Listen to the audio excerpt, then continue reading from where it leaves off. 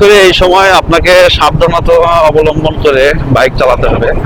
রাস্তাতে মানে শতকরা 90% প্লেনের ড্রাইভার নামছে, মানে বিমানের চালক, এরা বাইকে বিমানের ফিল নাই।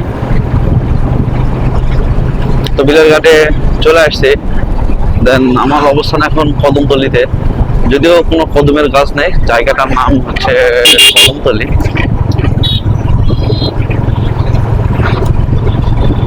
আর বিলের ঘাটে মানে নদীর পূর্ব পাশে যদি আমরা ঢুকি মঞ্চার বাজারের দিক থেকে, সে তাহলে আমরা প্রথমেই পাবো সারিবদ্ধ তালের গাছ। আর আর বিলের ঘাটে আসলে আমরা একটা আপডেট বিলের ঘাট পাবো।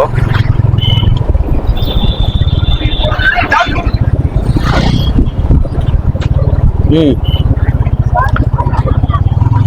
তো ব্রিজে চলে আসছি। তো দেন পর্যটকরা ব্রিজে আসতেছে।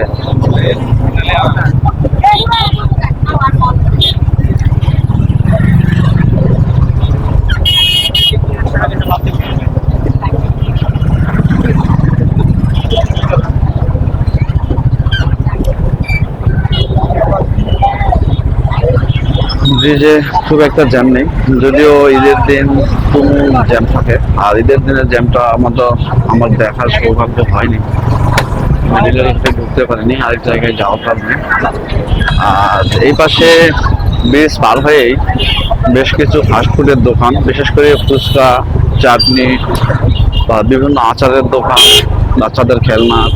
এই পাশে একটা জুসের দোকানও দেখা যাইতেছে। তো বিভিন্ন জন বিভিন্ন ভঙ্গিমায় করতেছে, মানে যে যার স্টাইলে, দলবদ্ধ, আবার কেউ সিঙ্গেল, কেউ ডুয়েট। আর প্রত্যেকের হাতেই মনে করেন যে মোবাইল ক্যামেরা ভিডিও চলতেছে, দেখতেই পাচ্ছেন। আর বিশেষ করে জামালগঞ্জের দিক থেকে আসে, মানে যেটা ব্রিজের পশ্চিম পাশে এক কথায়, তো এই পাশেও কিছু দোকান বসছে, একেবারে না বসা নয়।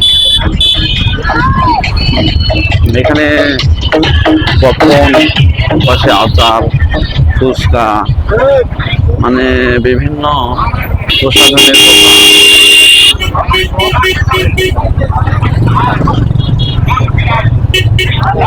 তো আমরা এখন বাঁধের দিকে উঠবো। দেন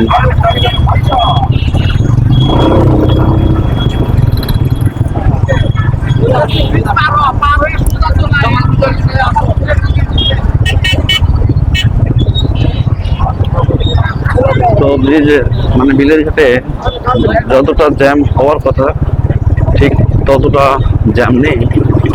একদম মানে ঠান্ডা একটা পরিবেশ, ঘুরে বেরিয়ে দেখার মতো।